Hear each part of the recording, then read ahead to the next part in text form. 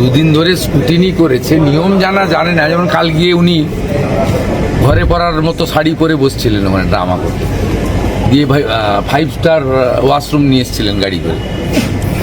আপনি দেখলেন তো নিয়মটা কি হয়, আমি ওকে শিখিয়ে দিলাম ওনাকে।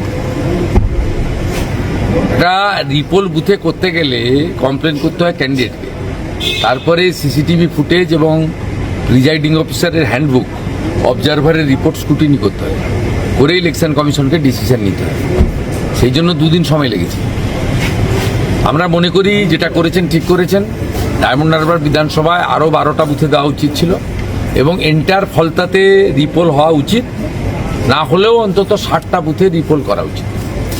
ফলতে কি রিপোলের কোনো আশা দেখছেন? আর করতেই হবে, করতেই হবে, না করার কোনো জায়গা নেই। 60টা বুথে তো কোনো জায়গাই নেই, করতেই হবে। গতকাল স্ট্রং রুমের বাইরে দেখা গেল একটা তৃণমূল কংগ্রেস লেখা গাড়ি দীর্ঘক্ষণ দাঁড়িয়েছিল 8:23 থেকে। ওটা 5 star washroom, restroom, Cadbury chocolate, চানাচুর, স্যান্ডউইচ, হিমালয়ান সিল্ড ওয়াটার বোতল। মামাটি মানুষ না, গণনা কর্মীদের জন্য এত সৎ তো নেই গোটা ভূভারতে, গোটা পৃথিবী। সৎ লোকের বাথরুম ছিল ওটা। গণনা কর্মীদের জন্য যে আপনাদের প্রশিক্ষণ শিবির চলছে 2 দিনে 10টা বিভাগে, আপনি কোথাও অংশ নেবেন?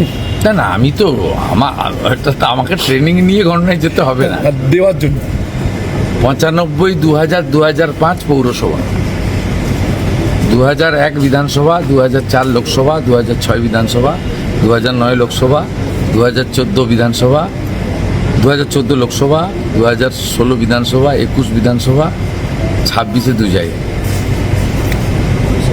প্রশিক্ষণ দেওয়ার জন্য কোথাও যাওয়ার পার্টি ব্যাপক উদ্যোগ নিয়েছে।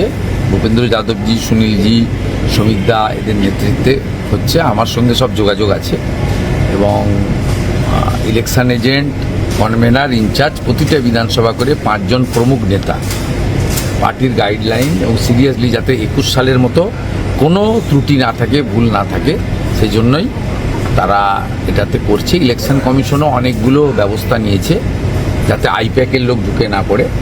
আমি যেটা বলবো সেটা হচ্ছে, প্রথম জাতীয় পার্টি এবং রেজিস্টার পার্টিগুলো বসবে, নির্দল বা অন্যান্যরা পরে বসবে। গতবারে যে কাণ্ডটা করেছিল, করোনার থার্ড ওয়েভের সুযোগ নিয়ে সোশ্যাল ডিস্টেন্সিং করে বিজেপি 450 পেয়েছে, তৃণমূল 250 পেয়েছে, স্লিপে লেখা হয়েছে তৃণমূল 450, বিজেপি 250। এবারে আমরা ত্রুটিমুক্তভাবে সমস্ত জিনিসগুলো করার ব্যবস্থা করেছি। যেমন ভবানীপুরে আপনাকে আমি রেজাল্ট বলে দিচ্ছি। প্রথম ফার্স্ট রাউন্ড, সেকেন্ড রাউন্ডে আমার লিড থাকবে, 3rd, 4th, 5th রাউন্ডে মুসলমান ভূত মমতার ব্যানার্জি লিড থাকবে, 6th, 7th রাউন্ড থেকে আমি মেকআপ করতে শুরু করব, 20 রাউন্ডে আমি জিতবো। অর্থাৎ আপনারগুলো ভাবার কোনো কারণ নেই। সবাই একদম লাস্ট রাউন্ড পর্যন্ত, 17 রাউন্ডের পরে মানে কমপ্লিট হওয়ার 2 রাউন্ডের আগে পোস্টাল ব্যালটের কাউন্টিং হবে। আগে পোস্টাল ব্যালট প্রথমেই ডিক্লেয়ার করে দিত। ইলেকশন কমিশনও অনেক রিফর্মস এনেছেন।